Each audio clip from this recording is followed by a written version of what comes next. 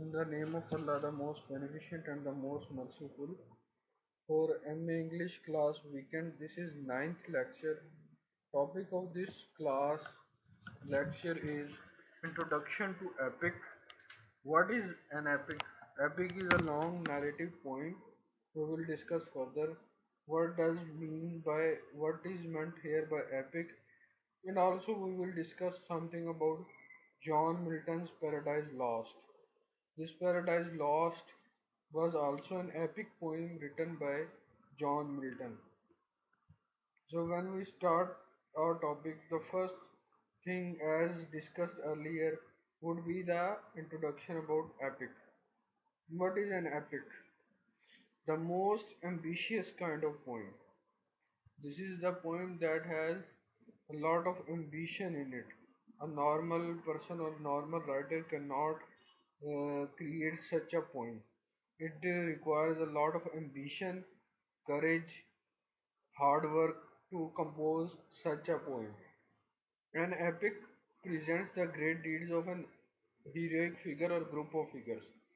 Okay, in epic there could be the deeds of one singular person, like for example Christians can describe about the events of Christ, or Muslims can describe about the great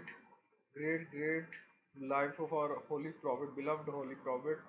That would be the singular person or group of figures, or it can also be a combination of people, certain group.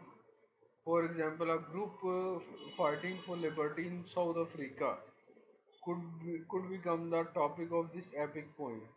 So it can either be a singular person, or it can also be a group of figures that works hard and makes makes and leaves their impact on the human history. The classical models. Okay, when we go towards the Greek art and literature, we found classical models that were Homer's Odyssey and Iliad. These two were the epic poems written by Homer, and one epic poem was written by Virgil. Its name is Aeneid, Aneid. Okay, so these are the poems that we found in the classical literature. They are massive narrative poems. It means that uh, they are very long poems, not short poems. Even if you want to read the summary on internet, it would be very lengthy because these poems were lengthy, focusing on a crisis in the history of a race or culture. Their main topic of these three epic poems, Odyssey, Iliad, and Aeneid, all three poems contained the uh, topic theme about the crisis in the history of a race or culture, that their race or culture, yes, or someone else's race or culture was going to decay, and a type of lament. These were condolences on the uh, going vanishing away the great culture and art which was vanishing away. They memorized that particular culture and tried to make it lively for the coming generations. So that's why they wrote these epic poems, that the coming generations might come and read about them. This is the introduction of epic. Okay, what are the two major epics in English language? Okay, when we see, these were the examples of Greek art and culture.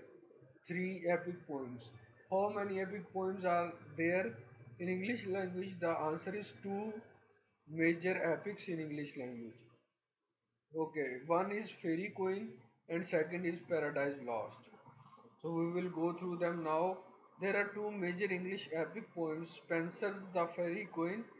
Spenser was a poet who wrote about the Fairy Queen, and what happens in Fairy Queen tells the stories of knights on quests. This particular poem tells us the about the knights that went. Knights means soldiers, leading soldiers going on quests, their adventures and their wars. and their adventures and temptation they encountered, and also the temptation that was given to them, whether in shape of any physical activity or any type of moral corruption or any type of corruption of bribery was offered to them, but they did not. The steadfast and good knights did not fall upon those temptations, rather, they remain steadfast. Milton's Paradise Lost tells the story of Satan's expulsion from heaven. Now, when we see about the Milton's Paradise Lost, we come to know that Satan was excluded or expelled from heaven. His tempting of Eve, how Eve was tempted to do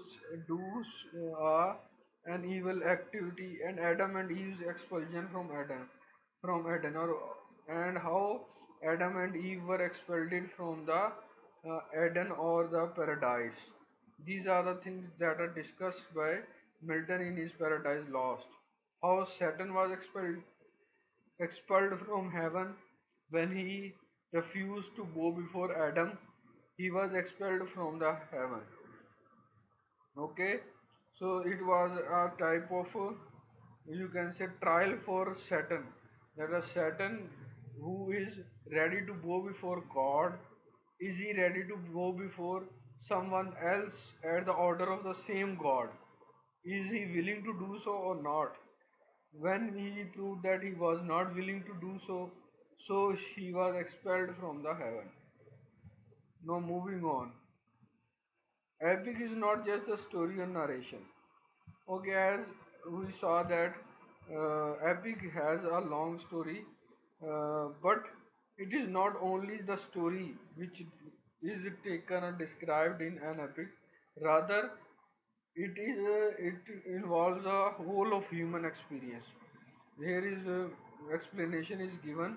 You can see that there is however more to epic than just the story. It's not just the story of the epic, rather it is much more than that. The scope of epic is encyclopedic. Its scope is like an encyclopedia. It is not limited. It is a vast and very very big influence on the human society. It is the big poem that seeks to explain everything. The epic tries to explain everything about the human emotions, like emotions of love, hatred, liking, disliking, luxury, loving life, and other types of things are being described in this type of poem. Okay, but attempts to include all his knowledge. The poet does not just focus on telling the story, but attempts to include all his knowledge. All the knowledge of poet becomes a tool for writing a good epic poem. All of his experience and knowledge he implies, utilizes it, and then writes down the epic poem. It is not easy for a poet to write an epic poem, and the whole of human experience. The poems are made all inclusive in various ways. Now, to make it all inclusive, or every experiment you want to incorporate in the particular poem, then what are your requirements? The poems are made all in various ways. Vast areas of learning and are reflected in the use of imagery and illusion. Okay, vast spreading areas of learning are reflected in the use of imagery. A lot of use of imagery is there and illusion is there. So all of these things are being reflected uh, in this type of poem.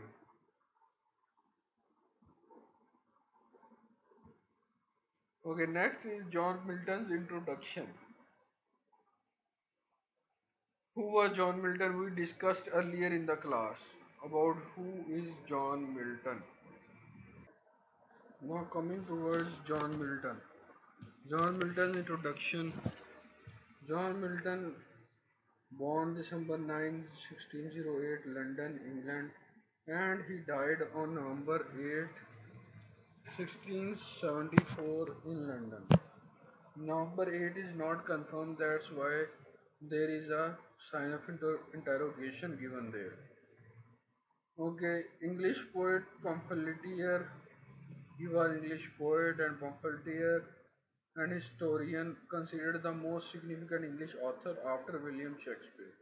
The critics consider him a best English writer, second best English writer, only William Shakespeare is superior to him. Milton is best known for Paradise Lost, widely regarded as the greatest epic poem in English. Okay, he is best known all over the world for his book Paradise Lost, which was a great masterpiece, and every English literature student and teacher and reader considers it a best English best English epic poem ever written. It is far superior than the Spenser's Fairy Queen. Together with Paradise Regained and Samson Agonistes, it confirms Milton's reputation as one of the greatest English poets.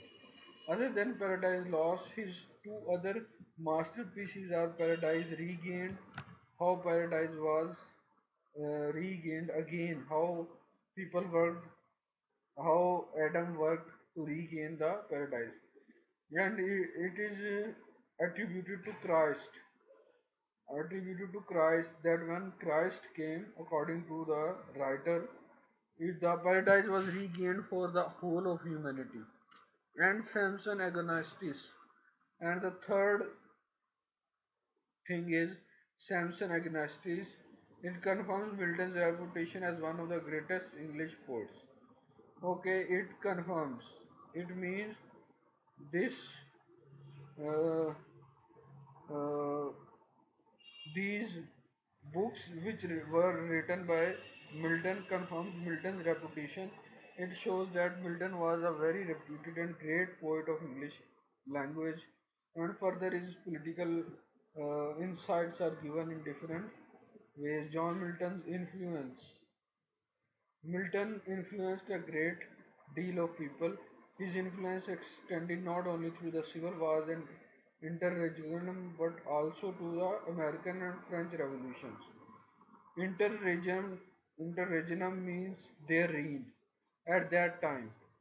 So Milton's books were not only referred during the civil wars but also in American and French revolutions. Paradise Lost played a basic role. Like we say that Iqbal's poetry infused a new spirit in the subcontinent Muslims subcontinent and they achieved freedom. Similarly, the Paradise Lost was very important in American and French revolutions. American revolutions came between 1860 to 1870 and French Revolution came in 1785. In his works on theology, he valued liberty of conscience. In his works that were basically religious, he valued liberty of conscience. He said that conscience should be valued liberally. The paramount importance of scripture, that their scripture Bible is very important as a guide in matters of faith and religious. Religion and faith are basic things, and in these basic things, scripture helps the Christians.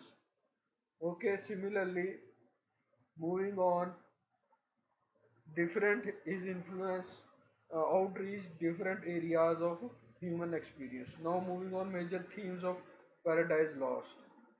There are four major themes. We also discussed them earlier in one of our lectures, but now here the summary is given again, justifying the ways of God to humanity. This is the major theme of Paradise Lost: free will, fate, predestination, God's omnipotence and omniscience. Omniscience means all knowing, omnipotence means all powerful. That God is all powerful and all knowing.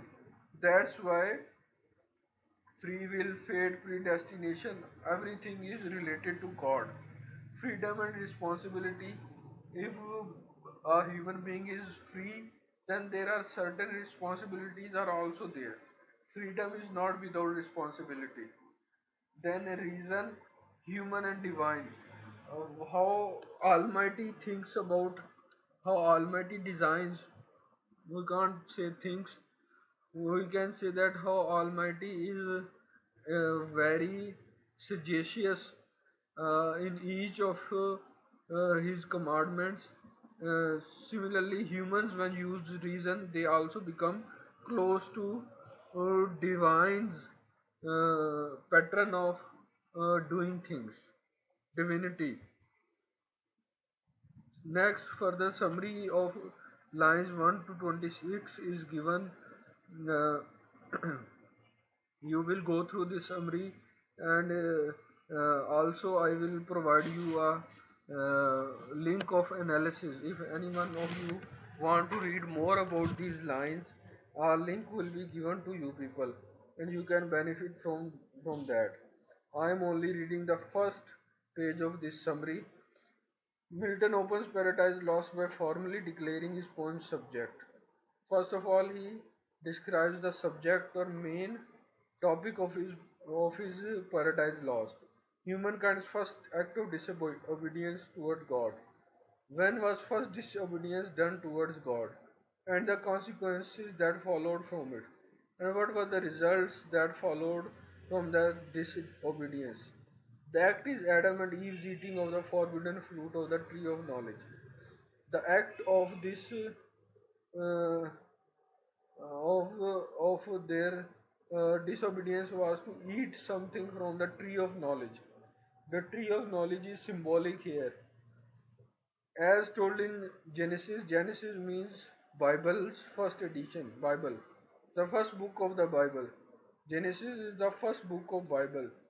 It is written that they ate the tree from the tree of knowledge. In the first line, Milton refers to the outcome of Adam and Eve's sin as a fruit of the forbidden tree. Milton says that Adam and Eve's sin was a fruit of that forbidden tree when they go near it and make themselves impure, punning on the actual apple and figurative fruits of their actions. While there is a pun that actual apple and the trees, actually those were not the trees, that they were forbidden for them because their knowing was dangerous for the human beings. For Adam and Eve it was dangerous to go near them, but they did that act and in this way uh, became disobedient of Almighty. Milton asserts that this original sin brought death to human being for the first time. Milton says that after eating that particular tree, man became mortal.